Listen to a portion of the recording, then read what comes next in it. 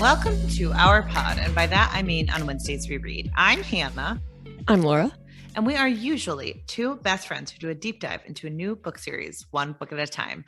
But it is our final episode of the year, so we are... Most wonderful time. Yes, year. What a beautiful song to sing the week after Christmas when this... It's the end of the year. Thank God it's over. It's the most wonderful time of the year. Thank God it's the most wonderful time of the year. Most wonderful time of the year. It's over. It's no longer Christmas. Yeah, I can. It's the week of leftovers. That's the most gosh. wonderful time of the year. Fair enough. Yeah, I know. I told Laura this morning, like I had a family Christmas this weekend, and like I thought I was sick, and then I realized like no, I had just like gone from helping my sister with a newborn baby to a family Christmas, and I was so physically and emotionally exhausted that I felt like I'd been hit by a truck. And I called I was like, it's like a holiday hangover, but I didn't get to have booze. The worst. I know. Especially usually like for years and years, my Christmas happened at like in a church hall. Like that was just what we rented out. And this is the first year that we did it like at the hotel. And so people were like hammered by 6 p.m. And usually there was like a buffer zone where like from 6 to 8, no one could be drinking. So no one was going to be drunk until like a reasonable hour. And this year it was just a mess. But anyways, we are doing He's opening my Christmas presents. He's not supposed to be in here, and he's in here under the Christmas tree, and I'm like, leave those Christmas presents alone. Do you need to get him out? He is okay at the moment, but okay. Keep it in. We're late today. My dog is opening my Christmas presents, everyone. Sorry. Hannah was at a family event with 90 people, or as they call it nowadays, a super spreader. And so my voice is a little gone because like imagine shoving 90 people into a hotel place then we all love to talk and like how much you scream at each other. Like I was like, am I getting sick or was I just screaming at the top of my lungs for like 4 hours? And so, but yeah, it's a loose episode. We're going to go over our best ofs for the year. Yeah, we always talk about what we're reading, watching, and/or enjoying. So this is going to be the best of reading, watching, and/or enjoying.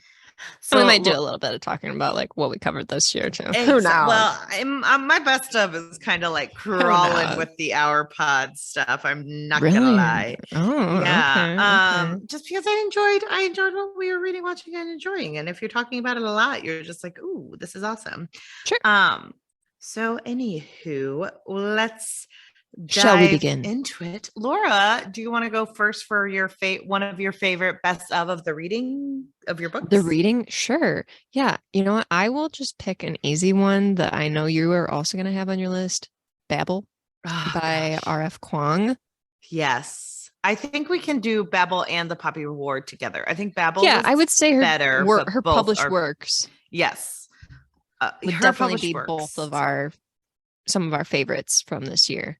Yes, exactly. I thought Babel was so freaking good. Go to our bonus episode on it. But like, yes, people keep download that.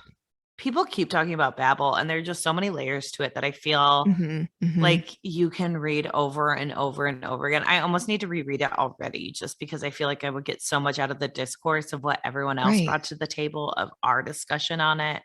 Babel's just like so freaking good. Like every single page is beautiful, and her writing is so amazing. And like my husband's actually reading it right now, and I'm really curious for his thoughts on it. And he's not that far into it, and I told him like, this is a really complicated book, but I really want you to read it. It was one of my favorite books this year, and I'm so thrilled that he's reading it. But it's just such a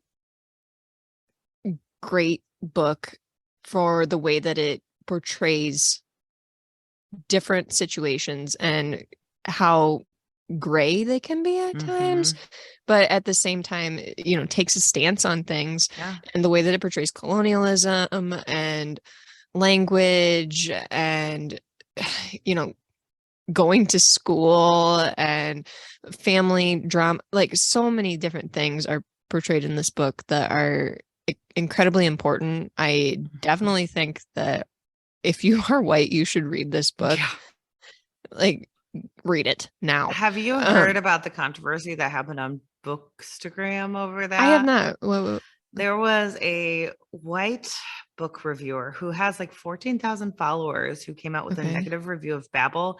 And it pretty much was like all about how, as a white person, it made her feel bad and it felt racist. And like, it's not racist. It's not racist. And about how like the one white character was like beat up on, and it's like, no, she wasn't. No, it was she wasn't. Complicated takedown of internalized racism and like totally missed certain things. Like one of my biggest points about Babel was like the theory of, you know, expecting someone to love you back because you come from a higher position than they do. Yeah. And that is an interesting and complicated topic. And I'm like, how did you miss that? Like, how did you spoiler, miss all we're these referring problems? to the character Letty, correct? Yes.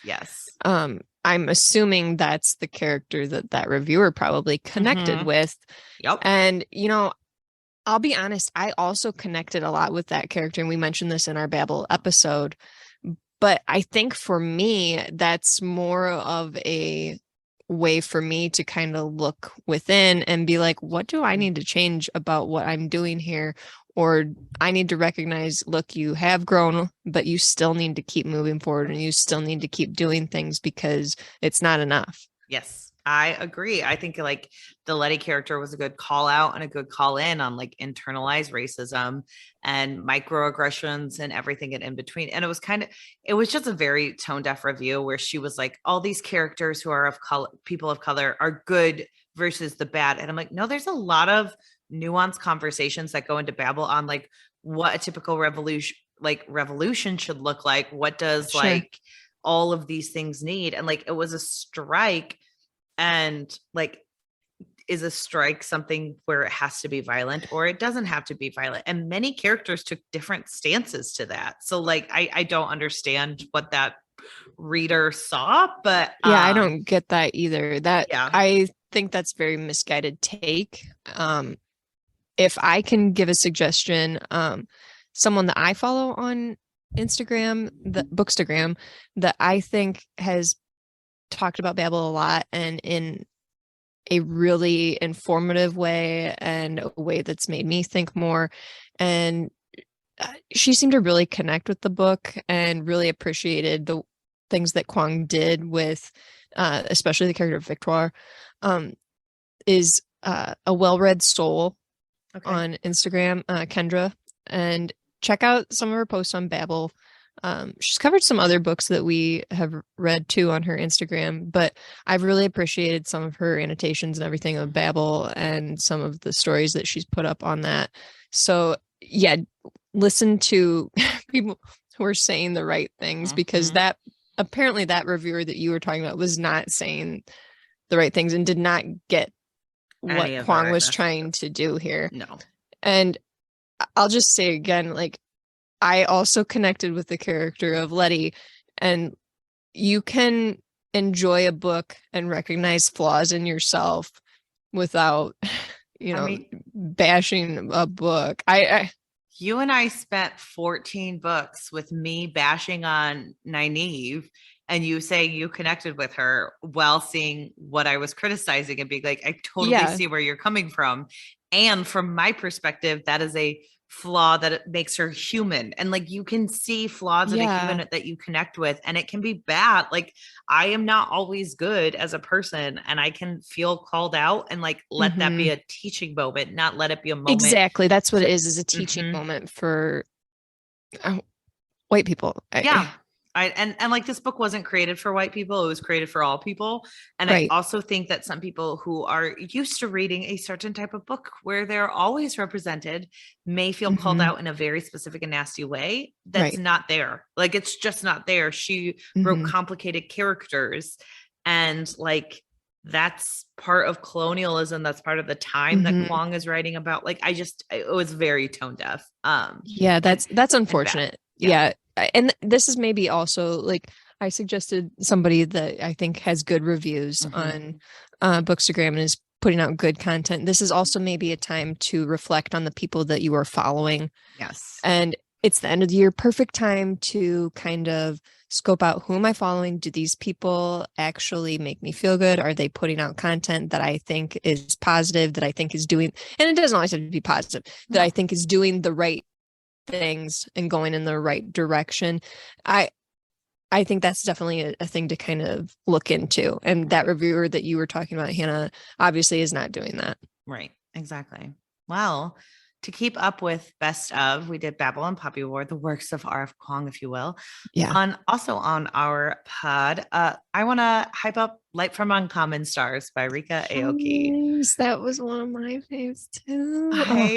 God, I love this book so much, guys. I can't say enough good things. If you didn't read it for standalone February, get it now, because it's so painful but beautiful and fun and happy, while like being real about the world we live in.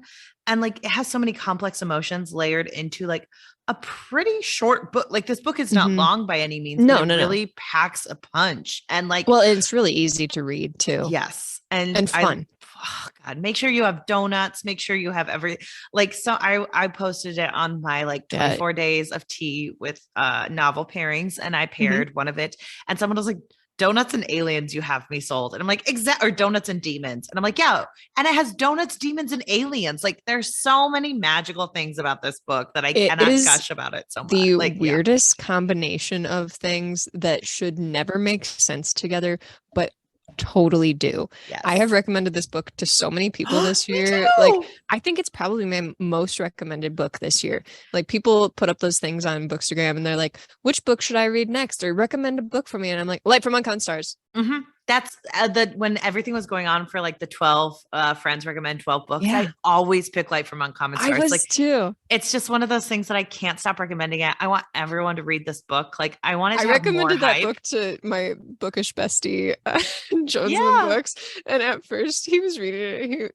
He messaged me and he was like, what am I reading? This is like such a weird book. Then he got farther along. He's like, okay, I really like it. It's God, like we loved it so much. Like every time I see it at Barnes and Noble, it makes me happy. I post about it anytime I see it, like at a bookstore where people are recommending it. Like it's one of those books that is just like stuck with us, both of us, like so deeply. I had to put it on best of.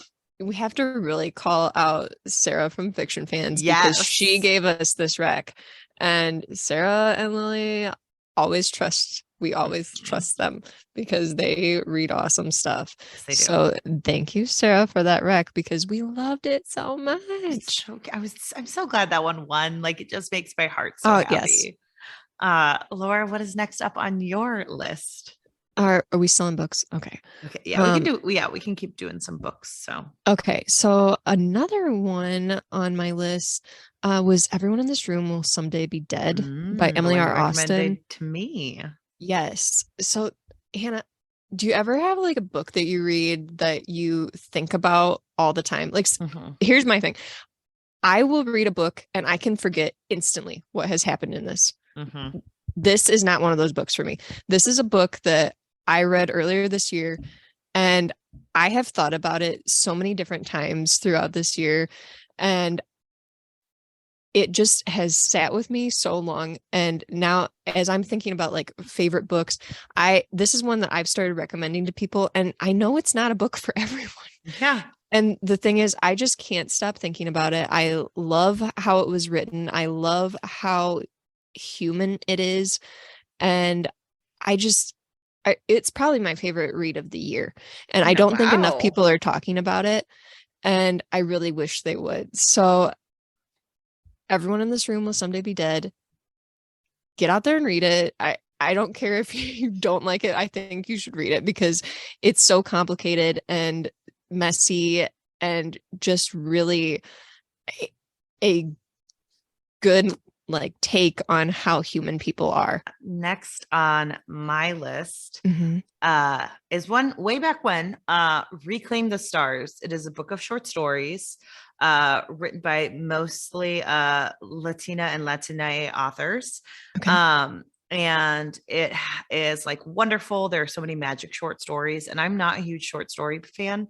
Read it now, guys. Just go pick it up. It didn't get as much hype when it came out. Like I've seen it a couple places, but like go pick that one up. Okay. What about you? Okay. Another one that I really liked this year was Good Talk by Mira Jacob. This Mm, was one that you had gifted me. Uh, and this is a graphic novel, and it's probably the most unique graphic novel that I have ever read. And it depicts the author's conversations that she has mostly with her son, uh, and how they feel about the state of the United States and how they feel about the 2016 mhm. presidential election. And this is just a really, really, like I said, creative book, but also a book that I really think people need to read in order to kind of see how the way we vote can really affect Mhm. people and make people feel unsafe and change the way that people feel about their children, how their children feel. It's an important book, and it's short, it's easy to read, but it's so good. And I really think people need to read it. Next up on my list is You Made a Fool of Death with Your Beauty by Akwaeke and Oh, Emezi. one of your favorite authors. They're my favorite. I love them. If you guys know anything about me, it's I have certain authors who I'm obsessed with. And Akwaeke Emezi has been with Hmm. me since I read The Death of Vivek Ojai, Hmm. or OG. And I just, You Made a Fool of Death with Your Beauty is such an interesting book. Their books like sit under your skin in such a way that I cannot describe. This is their take on romance. Like it is a romance novel technically, Hmm. but it's so messy, so like deep, and it's like darkly romantic in ways that Hmm. I just love it so much. I really suggest everyone go buy it. Hmm. I can't say enough about Akwaeke and Mezi. They're one of my favorites. Laura read Freshwater, I believe. There's that what you read? Yes. Yes. She read Freshwater this year. She loves Akwaeke now. I want Hmm. everyone to read their work. Just everyone go get them. That was actually going to be my next one that I mentioned Uh-huh. was Freshwater. So I'll just say real quickly that Freshwater was, I think, Emezi's first Mhm, published work, and this novel is somewhat of a memoir, mhm, and it's fascinating. It is fascinating. The way that Emezi writes, they have such a unique writing style, and you feel so absorbed in the story. And for me, reading Freshwater, I didn't realize at first that this was a memoir. And I got quite a ways in, and I think I asked you, Hannah, I was like, is this mhm. a memoir?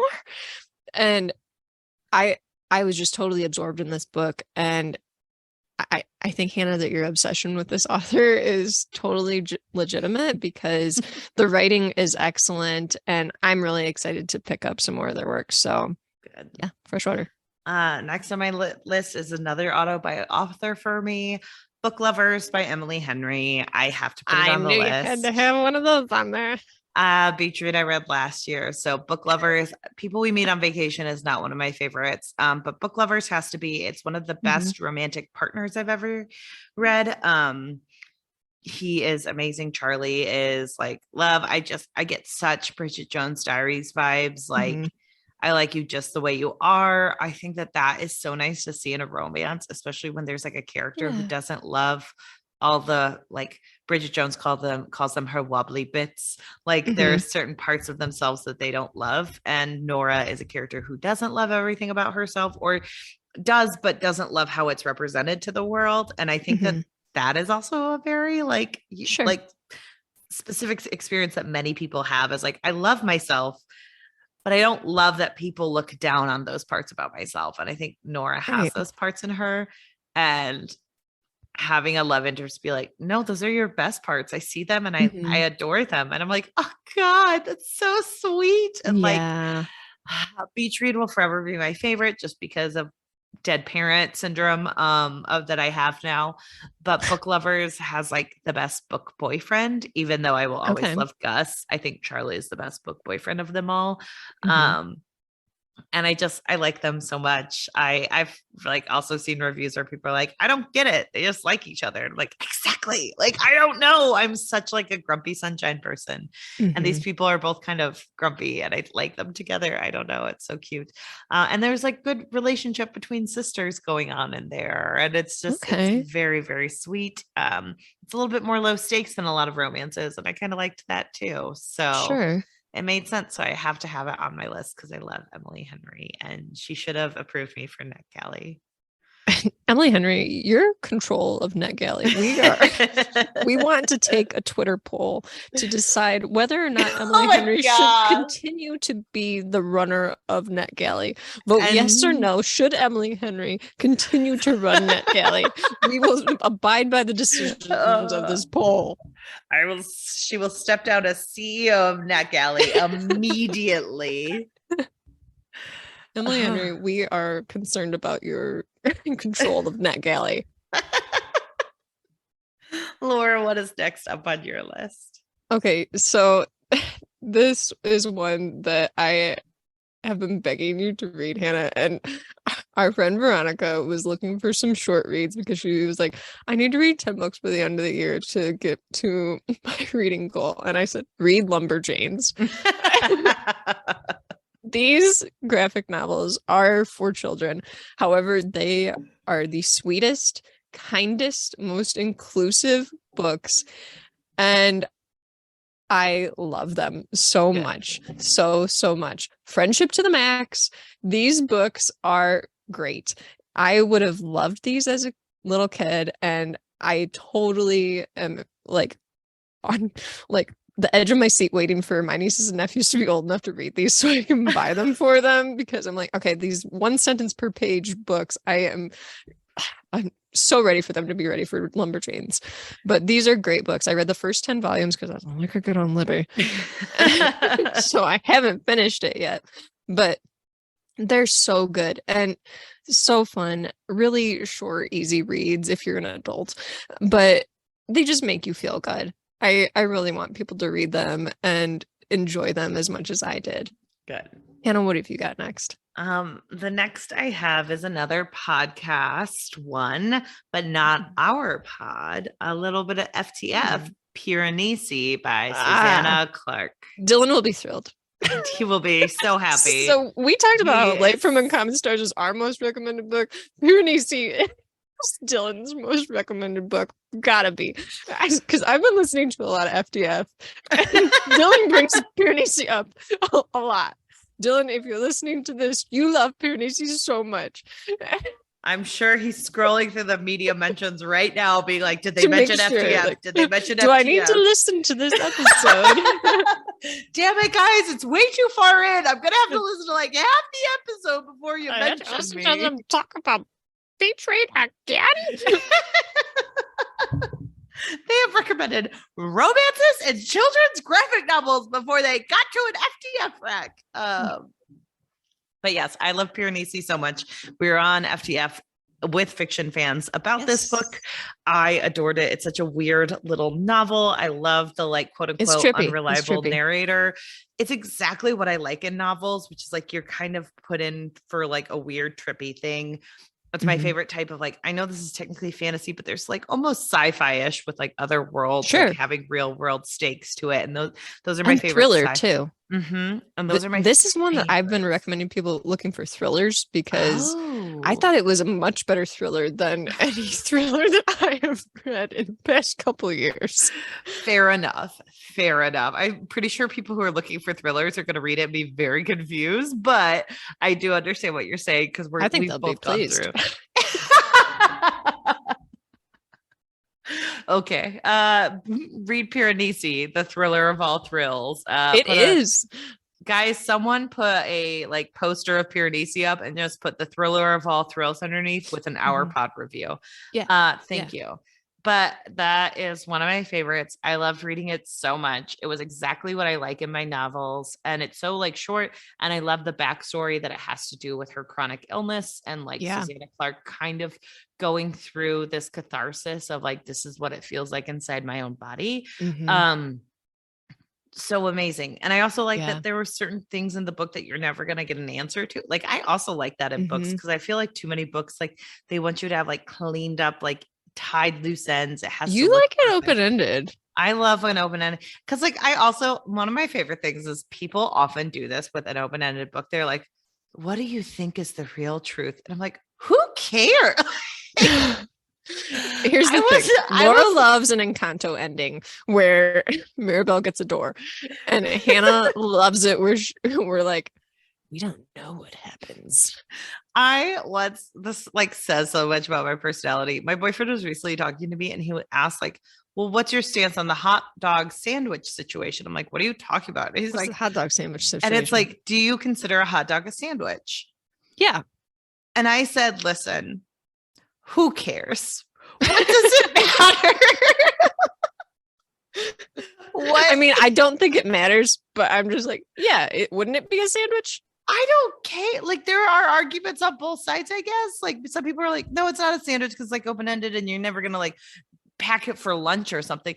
But it's like, but it's, I might. Yeah, Jamie Loftus might. Jamie Loftus loves hot dogs. But so I'm just sometimes I just don't think like things matter. And I think people like want to argue. And sometimes I'm like, who cares? Who cares? And that's a really dumb thing to have to have a stance on. He died. We had not been dating that long. I felt like a huge bitch after it came out of my mouth. But that's my sense.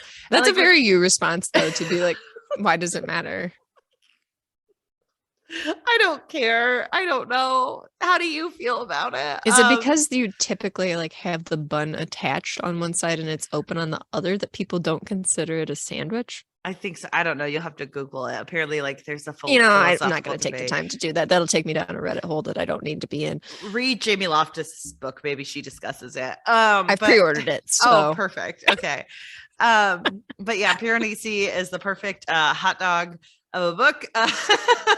It is Brilliant. What you want it to be. So, thriller of all thrills, hot dog of books. Laura, what's next on your list? Okay, so I'm gonna do like a twofer if that's okay. Do it. So these are some romance books. I read The Princess Trap, and then I just finished Highly Suspicious and Unfairly Cute, and these are both by Talia Hibbert. You got that? I got that one on NetGalley. I was so shocked. Emily Henry gave it to me. I'm in with Emily Henry. But so The Princess Trap is an adult romance novel, and Highly Suspicious and Unfairly Cute is a YA novel. And some of the reviews that I have seen on Goodreads of the YA novel, people are like, there's not enough spice, to which I say, this is a YA novel. Obviously, there will not be a lot of spice. Read her other stuff. But here's my thing. The reason I love Hibbert's writing is because she depicts all types of people. You have queer representation, you have people of color, you have different body sizes, you have chronic illness represented, you have neurodivergence represented, and it is done in such a natural way that it never seems forced. It never seems like you're trying to make something a sad thing. Like with chronic illness, it's never meant to be like a sad thing that we look down on a character or anything like that. And these characters are so good and capable and human, and they just seem really real. And I really want other authors to kind of follow Hibbert's lead in terms of representation and the way that she writes characters like this and gives us characters that we need to be seeing. Right. So those are two books that I would highly recommend from YA romance and romance genre, and I really enjoyed them. Good. Next up on my list, I'm gonna do a threefer. So we can kind of a threefer. Kind of because I feel like they're all similar themes, as in I read them very recently. Okay. We have Kindred by Octavia Butler. Okay, I did the graphic novel of that. Okay. So wonderful. Everyone go read it. Everyone watch the FX show. I haven't been able to watch it because I've been exhausted emotionally. But a nonfiction that kind of goes along with that and is similar to the theme is How the Word is Passed by Clint Smith. Okay. This is a nonfiction book. I have not talked about it on the podcast because I recently listened to the audiobook. He narrates. He's a wonderful person. I was a huge fan of his podcast. And it is a book where he travels to various locations that are heavily involved in slavery, like slave history. Okay. And he assesses their historical context and how he feels as a Black man visiting those locations.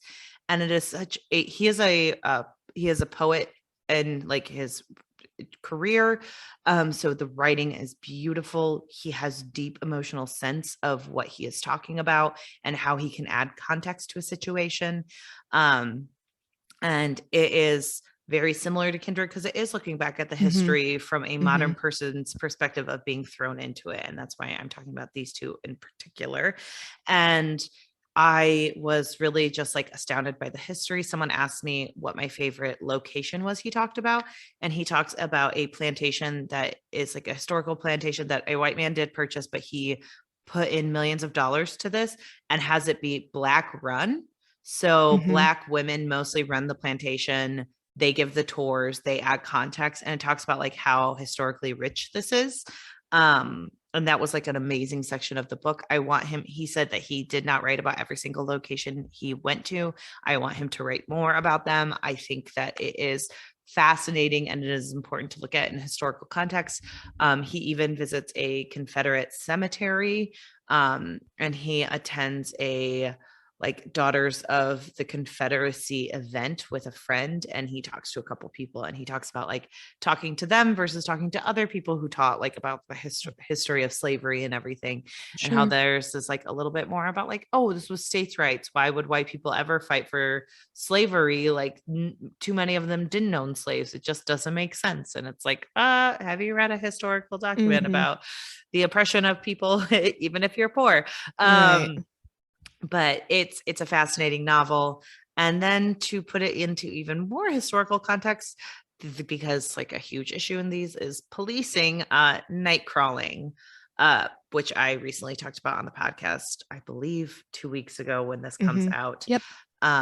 It's amazing. It's beautiful. I've talked about it so recently, but everyone should pick it up. These books are all, they should be on everyone's best of the year they read them because they're just that good. They're that important. And these are incredibly important books that like say so much. Like Kindred, everyone has talked about Kindred for years and years. I'm a white woman. I will not bring any new perspective to the table, but reading Kindred and the rich themes in it, like that are still very prevalent today, hits hard and it hits deeply. And I cannot recommend these books enough. I really think people should read all three of them. They all have like their own right as some of the best books ever. So great. I love that. Well, that's really hard to follow here. You want me to do you want me to do a four and I can recommend Kiss Her Once for Me? That's also on my list. I'll just jump ahead. Okay. We'll talk about that one together. And then I'll ease into what I was going to say after that. Kiss Her Once for Me. Hannah, I love this one so much. Me too. It's so cute. We love Alison Cochrane. Alison Cochrane is now one of my favorite authors. I absolutely love her writing. I'm so excited for her next book. This Kiss Her Once for Me though has like just the perfect setting, and I just want to be in Portland in the snow and in the bookstore, and the characters are amazing. Ellie is such an amazing character. You love Jack. Jack is another amazing character. The characters are great. The side characters are great. The family is great. Everything about this book is so good. It's so well written. Listen to our episode on it. Listen to the author interview. So freaking good. Everyone's raving about this book. They're all right. It's so a book of the month and so well deserved. So well deserved. Love it so much. I'm so happy for Alison Cochrane. What's your next one? Okay. So I would be remiss if I did not mention Percy Jackson and the Olympians Yes. series. I read the first book, The Lightning Thief, last year at the end of the year, but the rest of the series I read this year. So I'm going to just talk about the whole series in general because this is such a good middle grade series, and I really appreciate what Rick Riordan is doing with his property and how he's getting other authors involved and the way that he is handling this Disney Plus series and everything. I think he's doing so many good things. And I just think that the characters he has created in this Percy Jackson and the Olympians series, there's a reason that people have talked about these for years. They are so good. They're so kind, so thoughtful. And we should be forcing these upon our children to read them. Rick Riordan is doing something right with this, and he's trying to grow as a person and an author. I'm not saying that these books are perfect, but they have so many good themes, and I just really appreciate what the author's done and how he's trying to grow as an author and a person and really influence people in a positive way. So please read the Percy Jackson the Olympians series. And I will also just shout out again Mike Schubert, newest Olympian podcast. Mike, you're always I'm on the show. You always wanted Uncle Rick to come on your pod. Come on our pod. We'd love to have you. I would love to talk about Percy Jackson with you. This is me on my podcast trying to get on other podcasts. Hannah, what's another book that you've enjoyed? I think this is my final one that I'm gonna say top of, best of.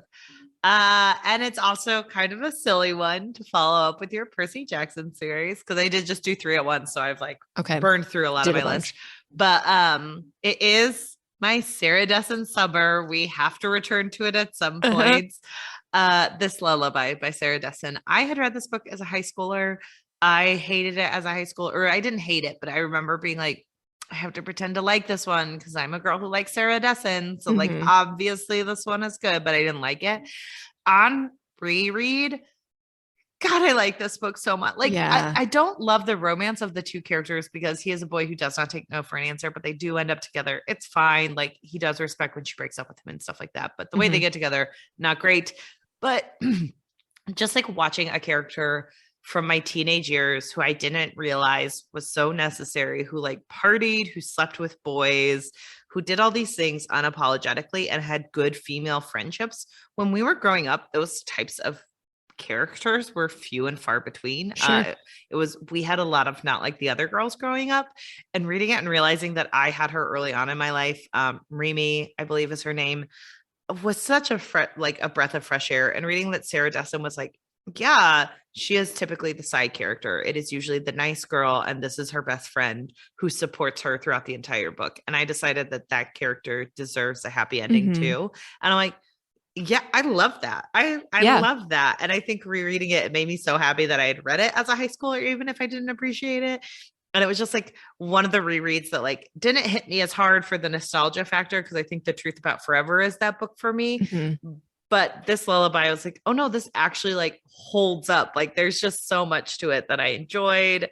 I didn't expect to love it as much as I did, but it's going on my best of for many biased reasons.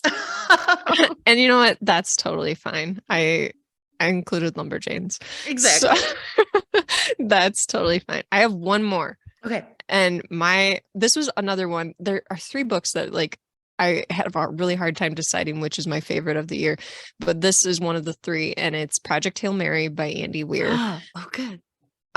I think your obsession with Akwaeke and Emezi, I may have an obsession with Andy Weir. The Martian and Project Hail Mary are some of my favorite books ever. Yes, they are. I love them so much. And I read Project Hail Mary earlier this year.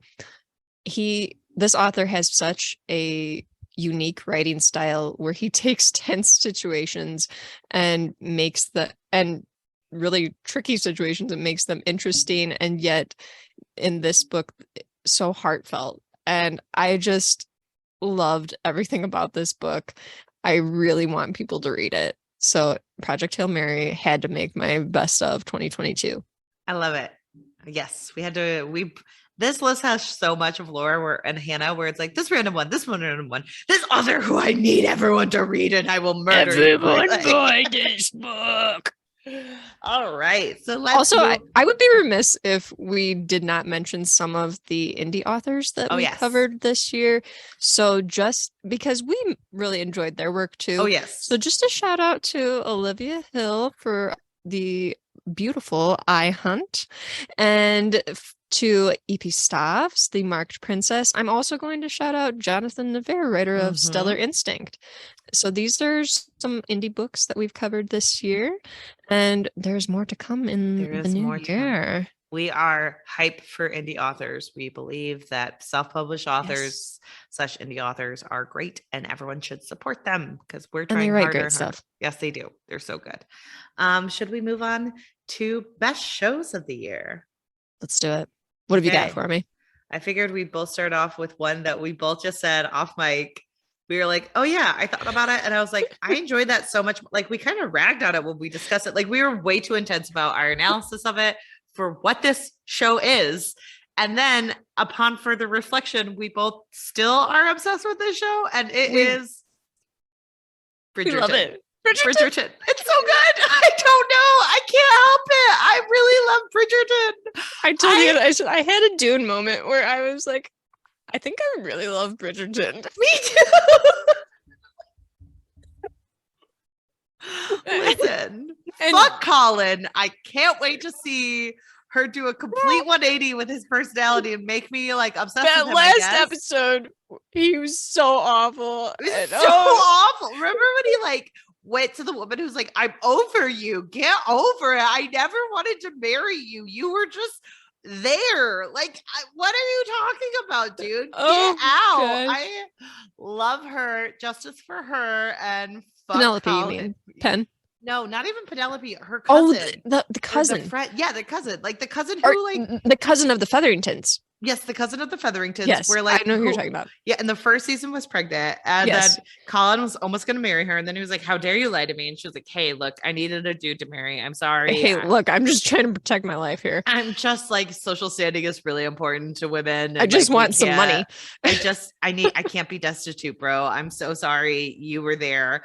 And then in the second season, he came back and he's like, "Did you ever love me?" And she's like, "Get out!" No, why are you here? It wasn't even like, "Did you ever love me?" It's like, "Are you ready to apologize to me for how you wronged me?" And she was like, "No, I'm not. Bridgerton, get out. Get out. You're not even hot, Bridgerton." He could take his little vampire face and get the heck out of here. Bring in the hot one. We want Anthony. Oh, he's so hot. So yes, Bridgerton was one of Laura and my favorites. And here's the thing, Hannah. I think when we really like a show, we do pick it to pieces. Yes, we do. Because if you go back to the episodes of our podcast where we're talking about it, you would not think that we really like this show, but you and I are like, we really like Bridgerton. I'm pretty sure like Veronica got offended by how much I picked Bridgerton apart. And it's like, and then I was sitting there thinking, I'm like, no, I fucking love that show.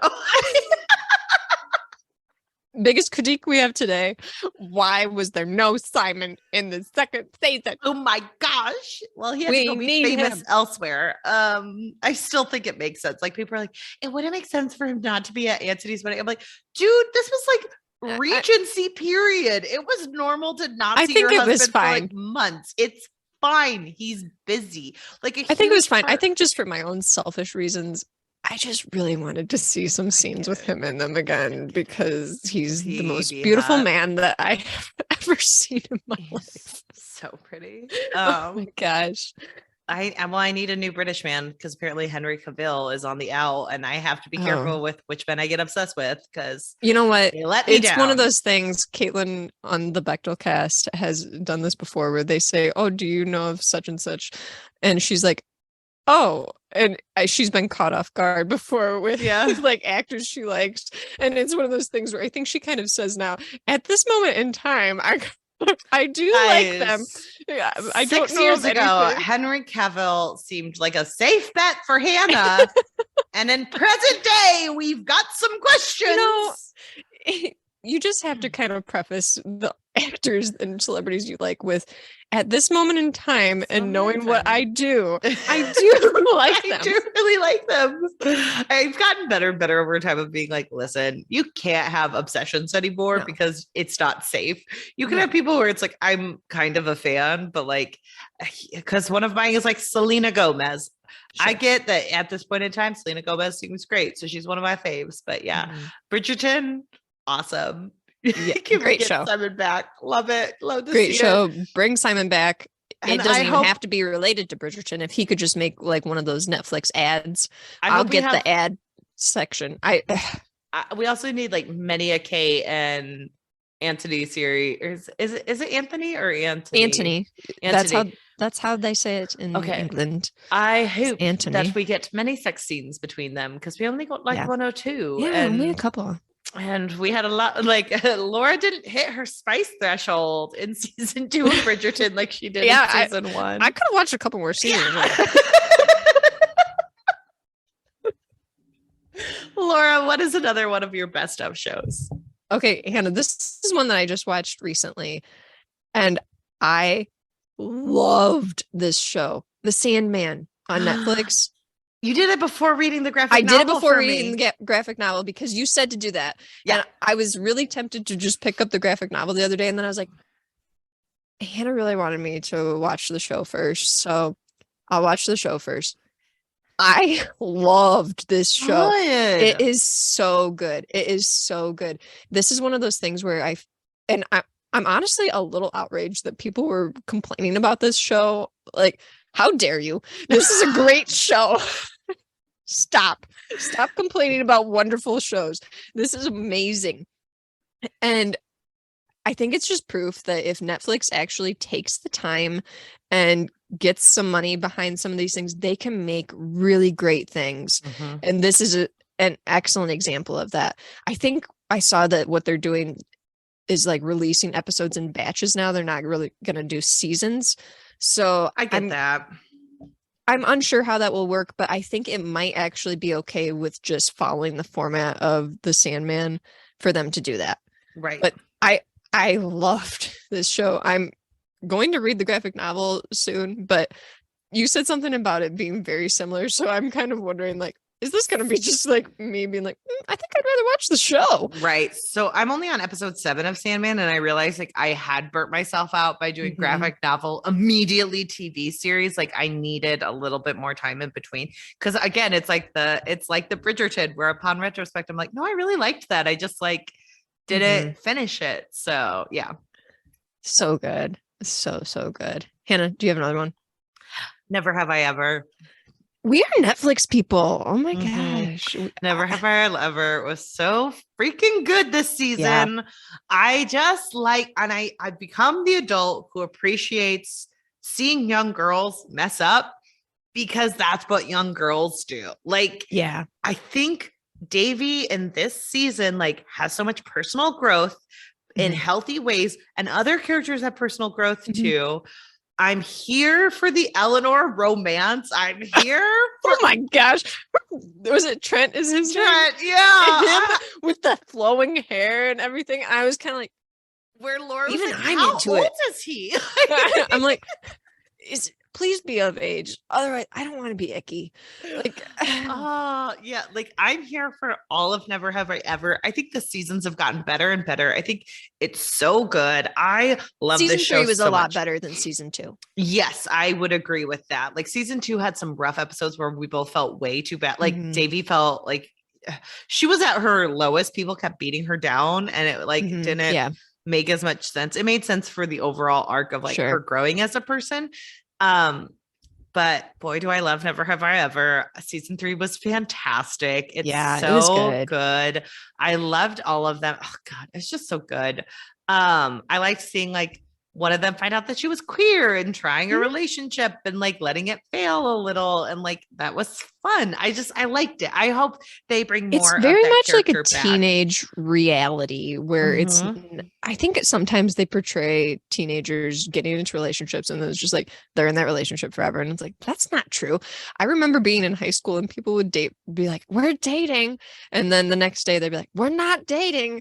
And That's a thing. Mhm. So yeah, I really appreciate that show. Well, and like I said, this is the first show that I've watched it, and I'm like, oh, it's okay that these characters won't end up together at the end of the day, because this is high school. This feels very much like it is about being in high school, and things will not carry over for the rest of your life. Yeah, like, exactly. I love that show so much, so it had to be on my list of best of. So, Laura, what's your next one? We are Netflix junkies, Hannah. So my next one is probably one of my favorite shows ever, Ozark. Oh, yep. Final season Ozark. this year. It is so good. It is so good.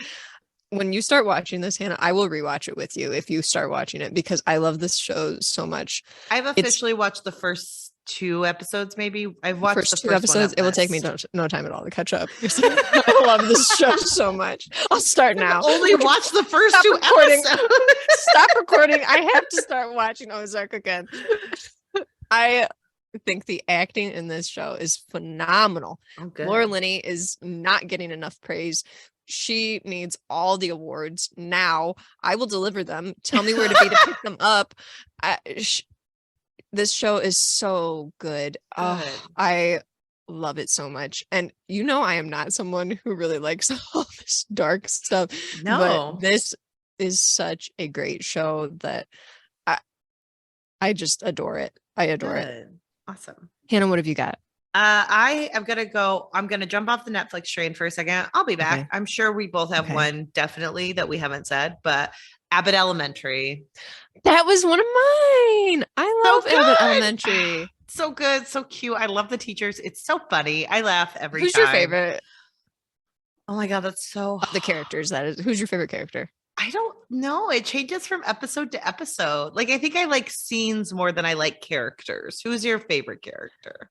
Honestly, because I'm caught up with the current season, I will say that my favorite character throughout all of the episodes I have watched is Ava, because she has a really unique journey. And I think that it's interesting to watch how at times she seems really incapable of doing her job, but then at the same time, she is maybe the most effective at her job and relates to the kids in their situation, possibly more than any of the other people there. There was a TikToker. So she's my favorite. There was a TikToker who recently said that Greg, at the end of this, like his entire arc series, is getting ready to be a better principal because he would not be an effective principal at this moment. But Ava is a good principal technically. And I'm like, oh, I love watching it through that lens, because they're right. Like, Ava does teach them so much about like, this is how to be a good principal. Like, you have to listen to the kids. You have to get on their level. And like, she is a ridiculous human being. I love that she's like a doomsday prepper in the school for no reason. But like, there's so many parts of her that I love. I also love Barbara. I think Barbara has some of the best like fun scenes. I love. And there's a reason that actor won an Emmy. She's awesome. And apparently the cold open where she does confuse white people for black people is a thing that actually happens to that actress. She's really? Like, so they were like, so yeah, that's happened a couple times. And she's like, tell me Orlando Bloom doesn't sound like a black man. That's hilarious. And so I just love that show so much. I think it's great. Everyone should watch it. It's a feel-good show. Laura, what's your next show? Okay, I'm still on the Netflix train. Okay. Hannah, this is my guilty pleasure. Love is Blind. Oh, Laura's, it has to be on there. It has to be on there. I wasn't going to mention it, but I was like, I have talked about this show so much and it has consumed my thoughts for so long that I could not mention it. Love is Blind is my guilty pleasure show. It's just baffling to me that these people get engaged after such a short amount of time, and the antics that are now happening in this show, like the direction that they're taking it, like the producers like constantly trying to get them involved with each other after they finally see each other. It's going a direction. It is going a direction, and I'm really curious to see if they continue to try and snowball it like that in the next season. We will see. Yeah. And I'll be watching. You will be watching. The second they drop those Love is Blind episodes, I am on them. So, Hannah, what's next? For me, it is moving on to Apple TV. Severance, which is a darker show, Yes. but I freaking loved it. I want more people to watch it. No one I know has watched Severance, and I need everyone to watch it. Adam Scott is doing the thing. I know you need to get a free like trial or something, but like this show is so freaking good. Adam Scott is doing it. It's some of the most interesting questions, especially in this day and age of like what you can do with AI, what you can do with technology, what it means to like rip yourself from your home life and be like a person who only exists at work. What does that do to your psyche? What does that do to the two types of people you are? Like, what are you doing to hunt for something? So freaking interesting. And the cliffhanger at the end of season 1, I just want to know so much more about it. I just want to watch so much Severance, guys. It's so freaking good. People watch it, please. Thank you. Thank you. You're welcome, Hannah. You're welcome. Hannah, you've watched this one that I'm going to bring up, and I'm bringing it up just because my husband and I watched the Christmas special that they did and found it very funny as well. Murderville. I had Murderville on here. I think it's so freaking funny. Like, it's just so funny. Show, so great. And especially the Kumail Nanjiani show episode. That was my favorite. I was thinking of that episode. Oh, that episode is so hilarious. What was honestly, your ex-girlfriend's name? I'm not going to say her name. Not going to say. Do like a different walk. No, like a different one. Oh, it's so good. So Will Arnett is so amazing at that show. Oh my gosh. Could not be better. In the Conan O'Brien episode where he reacts and it's like, oh my god. And Conan's like, nobody reacts like that. Oh, it's so good. It's all like improv for the guests on there. And the other people know what's going on. So it's a really, really funny show. Everyone should watch it. I watched that with my parents and they really liked it too. They were really getting into it. I love that show so much. Hannah, what have you got? All right, next up on my Apple TV. And then we're going to take the train right on back to Netflix. But before then, we're going to jump off at Ted Lasso. Oh, Ted Lasso. Such a cute show. I accidentally ruined it recently because I was like talking to someone. They're like, I'm watching Ted Lasso. And I'm like, oh, are you on season 2 when it gets darker? And she was like, no. I was like, Oops. So oopsies there. But I love Ted Lasso. I think that's like, I really loved the first season. I think I might have liked it better because it was so light and fluffy. But I understand why they're making the moves they're doing, and I can't wait to follow along in the journey. I think it'll be very interesting. Lots of people have watched Ted Lasso. I also just, something I really appreciate about the comedy of Ted Lasso, like, and this is something I appreciate with a lot of comedies of late, are characters who are fully invested in the story. Like there was, for a long time, I feel like a lot of comedies were like, you had the straight man who's like, can you believe we're all doing this? But what I love about a lot of the most recent comedies, like, no, everyone is a participant. So like you have the character who thinks he's too cool for everyone, but he's still doing a dance to Backstreet Boys with everyone else and taking it seriously. You know, like there's just so many things. And like there are certain characters in Ted Lasso, the assistant coach especially is what I think of often, who's like, he's a really straightforward guy. And he usually would be the straight man who is like above it all because he's like pseudo intellectual. He likes playing chess. He likes reading all these books, you know. But he's always like, no, trust Ted. He's a good coach. This is what you need to do, guys. And he like, it's full, like Ted is like, oh yeah, we have a ritual every Thursday. We bring each other a sandwich. And it's like, isn't that cute that you have this pseudo intellectual guy who's just making a sandwich for Ted Lasso every Thursday? Right. Like, I think that there's certain brand of comedies that really hit me hard when it comes to that kind of stuff. And I enjoy Ted Lasso for that especially. So that is why I recommend that show. And it's on my best of. Laura, what's your next one? Okay, so I think I know what you're going to say. And it's on my list too. Heartstopper. Yes, I knew this one was going to be on there. It's so sweet. It's so sweet. And the graphic novels are also really, really good. So pick up those as well, but also watch the show. And it's actually a really, really good adaptation. It's so true to the books. So if you loved the books, you will not be disappointed. Next up on my list is Dairy Girls. So good. They're great. The final season was out this year. Yeah. Made me so sad. I'm sad it's done. Me too. I'm definitely someone who's not used to British TV where they like have definitive like, oh, we're done. 4 seasons where we only have this many episodes. And I'm kind of one of those people where I'm like, but can't they all be like Seinfeld where they last for 9 seasons and have 30 episodes in each season? No. The girls were getting older though. I know. And they're so talented and don't want to do this forever. Fine. Go be on Bridgerton. Go marry the fuckboy of Bridgerton, I guess. Fine. Like, go be told you're fat when you're a size 8. I hate people so much. Sorry, that's another side story. She is not fat, guys. But I love Dairy Girls so much. The final season, like some stuff happened where I was like, oh, I didn't expect that, but like it hit my teenage girl in such a unique way where like certain things happened where I'm like, oh, now I'm voting for something I didn't realize I was. Yeah. Oh, so hard. And like, it's so good. Dairy Girls is one of the funniest. Like, I just remember I listened to a podcast called 99% Invisible, and they were talking about like the dispute between Catholics and Protestants. And they were talking about the scene in Dairy Girls where they're talking about like Protestants versus Catholic and like things you think about them that aren't true. And he was like, and on the chalkboard is like, Protestants like soup. And he's like, what does that mean?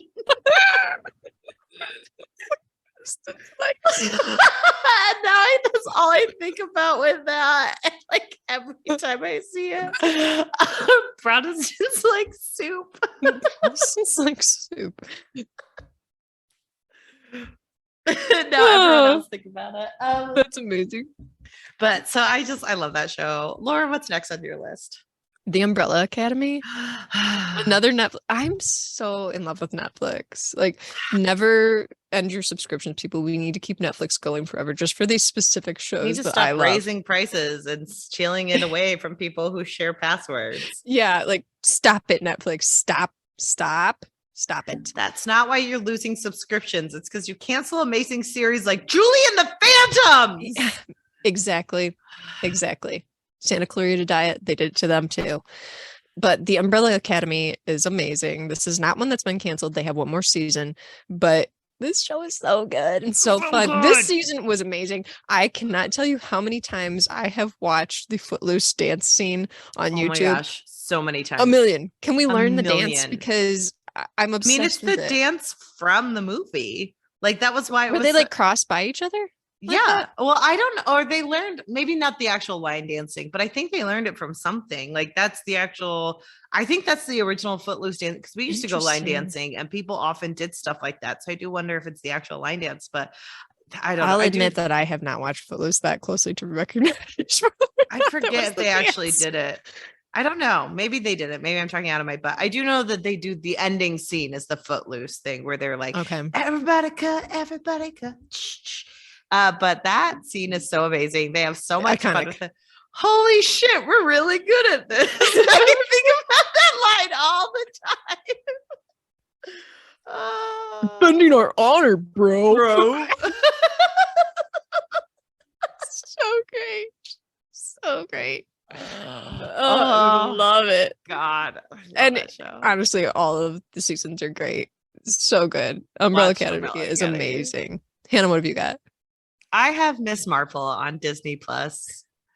Awesome. Yeah, I'm glad that you're getting some other stuff on here because I mostly have Netflix. I get it. I freaking loved Miss Marvel. Made me cry. One of the best Disney adaptations like to come out, or Marvel like TV series to come out. I think it's doing something unique. It was for kids, and I appreciate that so much. Sure. Watching families stand by, watching having like people have complex discussions about like what it means to be good representation and like the struggles you have with that, and, like learning about your family history, everything in between. I just love this show so much. It was so cute. I can't wait to see her like in the films upcoming. I just loved that series so much. So watch Miss Marvel. Heck yeah. Laura, what's your next one? I will pick one that is now on Netflix. Rings of Power on Amazon Prime Video. it's been so dissected and talked about, but you know what? I will be brave and say that this is a good show, and I do not Everyone's care. signing off of the podcast right now. We have just lost all of our followers because they are huge haters on this show for no reason. And some people have legitimate reasons. Lots of people do not. Most people do not have legitimate reasons. Yeah. Let's be real.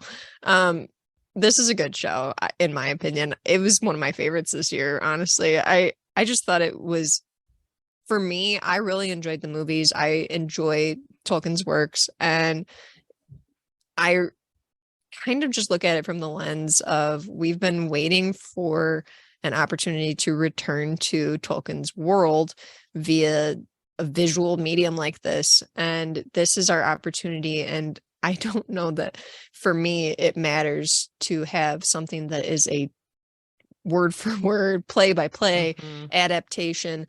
I really appreciate being able to have something that is based upon Tolkien's works and kind of plays with it a little bit, just because I think it adds a little mystery, adds a little magic, and still brings me back into that world. And I really appreciated that about the show. And I think it's really good. And I'm looking forward to the new seasons, because there's going to be a season 3 already, they announced. So Bezos is in. He's all in. All in. He's like, I might only take 2 laps around the world in my rocket, and I'll give you a season 3. He's about to have a poll on Twitter about it. Yes. Another poll. Should I have 12 seasons of Rings of Power? Vote yes or no. It won't matter what you say, because I'm Jeff Bezos, but we will still have a vote. And I never said I would support this. Okay. Be careful what you wished for. That's what Elon Musk says. You're so funny. I love it. Okay. Next, what have you got? I have Over the Garden Wall. It is an older animated series that came out many years ago, but I watched it this year, and oh my gosh, I loved it so much. I thought it was so weird and so unique. It was originally on Cartoon Network, and it's like one of those shows where, like, I can't even describe. Like, it's just like one-offs, and it's these 2 kids going on these weird adventures together, and like there's so many moments where like nothing makes sense compared to like the older episodes, but you're watching it, you're like, okay, I'm on board, and I enjoyed it so much. I think, like, if you guys are looking for something fun, it is more like November-y, October-y feels, but something fun to like watch. It's only like 10 episodes. Those are all that exist. So you might as well just watch it when you want to. And it's a great end of the year show. It's very cute. It's very weird. It's very unique. It hits all the Hannah boxes. Laura. Hits them all. Laura, what's up next for you? What We Do in the Shadows. I'm glad FX. You had it. I love this show. This so much. We talked about it so much this year. And I talked about that book that I think about all the time. This is the show that I think about all the time. Like, literally the other day, I was just thinking, like, okay, so if we know about Colin Robinson's grandma and all the things that we know now in season 4, how is his story going to progress? Like, does he know what's going on? Or I have so many theories. So much. Guys, What We Do in the Shadows, 30-second spoilers. I think Colin Robinson was there originally to take the vampires down, and we're gonna. You think he was a vampire to end the vampires? Yes, and that is the purpose of energy vampires. I really want that to be true, because like that's why he has all the like a hidden cave, and like that's my theory. I dig that. That's a fascinating take, and it would be really interesting because the rest of them would not react well. And they're so incompetent. And of course, they're so terrible. He probably has already changed his mind by then, but still, and I can't wait to see where next season comes. So, yay. I'm already ready for it. Me too. I'm so glad you started watching it. It's just so amazing. And if you're just looking for a fun thing to watch, the Jackie Daytona episode, go for it. I've watched it so many times. Watched it so many times, guys. I may have watched it more than any other TV episode ever. Like, It's Jackie hilarious. Daytona, human bartender. Oh my gosh, the best. Hannah, have you got any more? I will have one more, and it is the Harley Quinn animated series. Okay. So freaking good, guys. Go watch it. It's so fun, so interesting. Some of the best work with Harley in a long time. And I loved it so much. HBO Max to the max, guys. Friendship to the max, Harley Quinn, and Poison Ivy to the max. Y'all should watch it. Do you have any left? I was just gonna mention Reboot. Oh, yes. That we both watched and really liked. And then I was thinking I had another one, but I'm not remembering it at the moment. It'll be one of those that as soon as we get off of here, then I'll remember it. But obviously it's not sticking out that much to me. So well, and we are a TV show and book podcast mostly. So I'll bring it up at some point. So it will be brought up at some point. But some honorary mentions are movies Hannah loved this year. Spider-Man No Way Home. Excellent. So good. I don't know if that was this year or not. I cannot remember, but I know I loved it. Everything Everywhere All at Once. So good. Everyone should go watch it. I Want You Back on Amazon Prime. That is That's Jenny Slate one. So good. Austin Land, because we did Thurston Land 2022 this year. And then The Lost City with Sandra Bullock. I freaking love that movie. I thought it was so good. So those are just some honorary mentions for y'all. All right. I dig it. Some honorable mentions for me, I would say probably some of my favorite rewatch shows. I added a couple of new ones this year because Superstore I started watching this year, and that was one that I had never seen until 2022 and ended up really loving it, especially their portrayal of the pandemic and being in customer service during that time, because I thought that was pretty relatable to what was actually going down. And it's just a really funny show.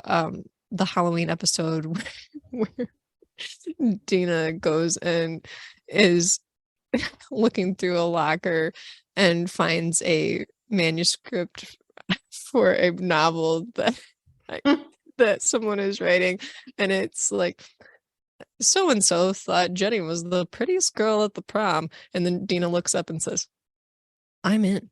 Is probably one of the funniest moments I can think of.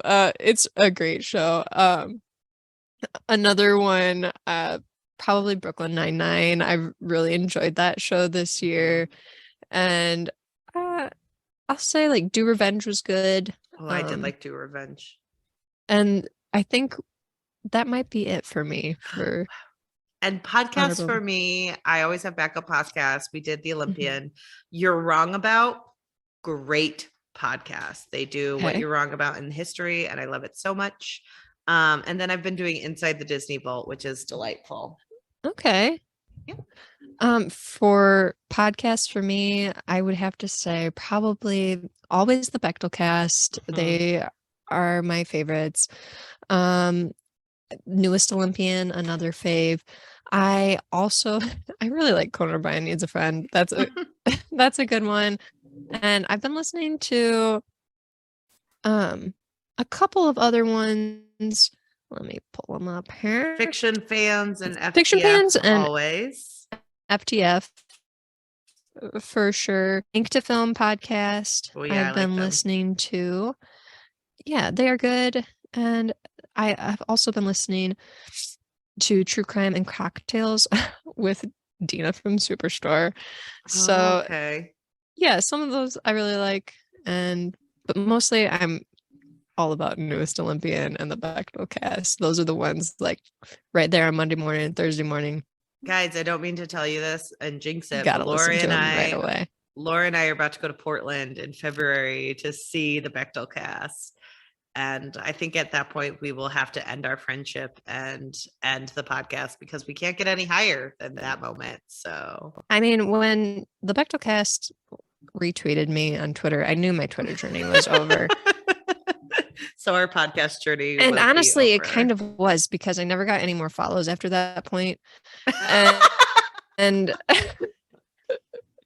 I kind of got weird about coming up with things to tweet, and I was like, what do you even say on this? So it kind of was the end of my Twitter journey. So So it this is will what be it the end is. of our friendship. So And that's fine. That is what it is. that's fine. We'll be fine. If that's the way guys. that it ends, I mean, there are worse I ways guess to we end a went off friendship. on a high note. But anyway, we just want to thank you guys all for a wonderful year. This has been so much fun. We love talking about all these books on normal episodes. We love doing this best of with you guys. Yeah. Next week we should I would like to do more of these. We have to do like halfway through the year check-ins because it's so hard for me to remember. Oh my gosh, I told Hannah so earlier, hard. I'm like, I don't think there's any way I'm gonna remember all these things. And I also said, it's really hard to choose because Laura, we when literally I'm, have media mentions. Trying to choose, I'm like, they're all my babies. I know. I know, but it was hard for me to scroll through. I'm old and I'm not good. I had to be like, Hannah, how do I open them all up so I can look at them? That actually did happen. Like hit control and then just like click them. And I was like, okay, I guess I'll try that. Laura worked, forgets that I'm a lawyer in my real time. So opening up lots of tabs is like par for the course for me. So and I'm on my computer all day for work. So. Yeah, but you're doing like bookkeeping work. It's a different type of work. There's no excuse for not knowing how to do this. Let me give you an excuse, okay? But everyone, thank you for listening with us all this year. We can't wait to start season 4 next week, and hopefully, knock on wood, be launching our Patreon. Hannah has a little bit more work to do on it, but we should be launching it. We're good to go on it. Look on our Patreon. I will share on our Twitter, on Hive, and on Instagram on ways to join up. I think we have a $1, $5, and $10. $10 is like the ultimate, and it's like you get access. You get shout outs from us. And we're looking into doing some stuff. I know some people who have been super helpful with the podcast have talked about like doing Vimeo recordings of us watching Law and Order SVU. If anyone will pay us $10 for me to just like watch Marvel like and react to all that, I guarantee it's very entertaining to watch Marvel movies with me. And my husband will say it's not, but I guarantee it's very entertaining because I get outraged at times. Maybe if we get at the point I'm at, it might not be funny anymore. Maybe if we get enough, we can get Emily Edwards on to do the Da Vinci Code extended universe. We'll watch Angels and Demons. But we're figuring out what we're all going to be doing on Patreon. Like I said, there will be different thresholds. This is just kind of seeing how successful we are at it. We will see. I'm excited for it. But keep an eye out for everything. And of course, start reading Murderbot now. And that goes for both of us. Laura, start reading Murderbot now. I started it, Hannah. Oh my gosh, I haven't. I keep picking it up and going, it's so tiny. I'll be able to read this. So it was mentioned in my last read, the Talia Hibbert book. And I was like, what a coincidence, because that's my next read. So it's fate. It is fate. Fate. I'm so excited for it. Well, we cannot wait to talk about it and get into the Murderbot Diaries with you all. And Hannah will work on how she expresses that. She'll get it better and off the cuff. The Murderbot Diaries. You just have to say it so fast. Well, or we could, in very Bridgerton style, get Julie Andrews to say the title for us. Murderbot Diaries. The Murderbot Diaries. And then we can get her to say, fuck Colin Bridgerton. That would probably cost a lot more money. No, but wouldn't it be worth it to have Julie Andrews saying that? If Julie Andrews would say anything to me, I would be thrilled. Oh, that's true. That is true. All right, guys. Well, remember to rate, review, and subscribe to us. Rating, reviewing, and subscribing is a great way to get involved. And you can do it on Spotify now. You can do it on Spotify. Make sure you're rating on Spotify. It's really important. It gets more people in on the conversation and joining along with us. Also, make sure you're following us on Instagram, Twitter, and Hive at OWWR. That's OWWR Pod. And email us any suggestions for what we could do on Patreon or just in the normal course of business at ourpod@gmail.com. Check out ourpod.com if you're looking into blog posts and everything in between and just seeing what we're getting up to. And be watching to help us figure out what to do for season 4. Yes, Hannah has to start posting on that. Christmas season has been upon us and it has been rough, but I will be posting all of our options soon. And so be involved in picking out season 4 with us. Is it 4 or are we Yeah, because It's Patty was season 4. 2, so Yep. yeah, we can count. We can count. And it. then, We knew how to count. We definitely do. Or we'll learn next year for our hopefuls for next year. We know what we're doing. Obviously, we've just been doing it so long. All right. Yeah. All right. And just with that, we're signing off. Bye. Bye.